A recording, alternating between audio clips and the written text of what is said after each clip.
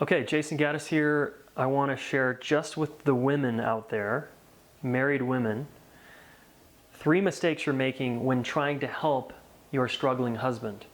And what do I mean by struggling? Well, it means he's a little checked out, a lot checked out, a little shut down, a lot shut down. He's kind of resistant in some way. You ask him to come to counseling with you and he's like ambivalent, or he's like, okay, fine, and he does it for you. Or he doesn't go at all and he's like, I don't need counseling, we're fine. Or let's say he's emotionally unavailable. He just can't, you really want his heart. And the only time you get his heart is during or after sex. And you want more than that. You want more heart connection, more of the time, and you want to feel understood by him emotionally, spiritually, and in all the ways that you just feel good, right? You want to be understood by this guy. So I don't blame you. And you have a right to be understood, you deserve to be understood, and you can be understood. But how you're approaching being understood and getting your guy to like step up and wake up and engage with you sucks. Doesn't work. So one of the mistakes, I call this It's just and it stands for E-H-H. That's Okay, it kind of gives you this gross feeling. So E is expecting your husband to be different than he is. You have an expectation that he should be reaching his potential, for example. That's understandable, but that expectation has him feeling judged and frowned upon, and when people feel judged, they don't get inspired to like change. They usually contract further into their shell, right? So don't do that. You're expecting him to be Mr. Awesome potential guy, right? Because that's why you're with him. You know he's capable of so much more than he's currently showing up as. But expecting that from him is causing you suffering and it's causing him suffering. That's the E.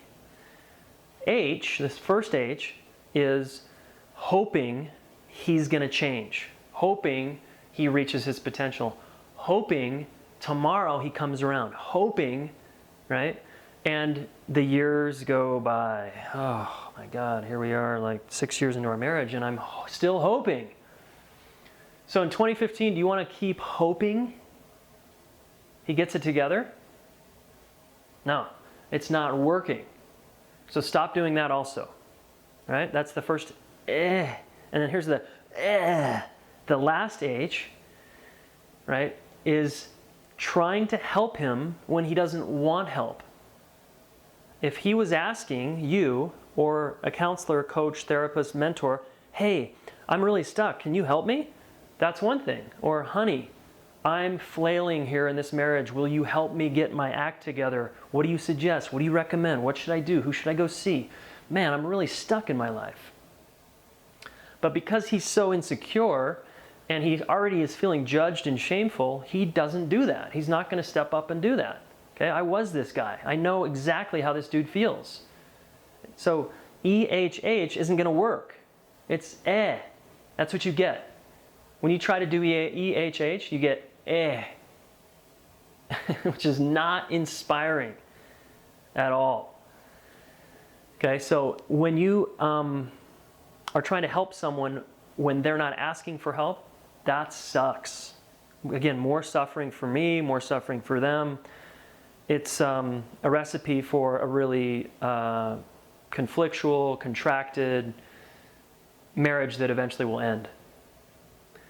So instead of doing EHH, right, I've got an upcoming webinar for you that I want you to see that's going to offer you the path to changing this whole thing, to actually helping your husband in a genuine way, in a way you haven't thought of, in a way you haven't tried. I'm going to help you do that.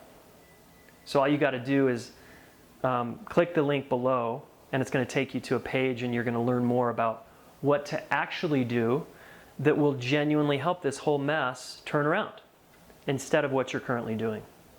Okay, so hopefully this has been helpful, and I look forward to chatting with you soon.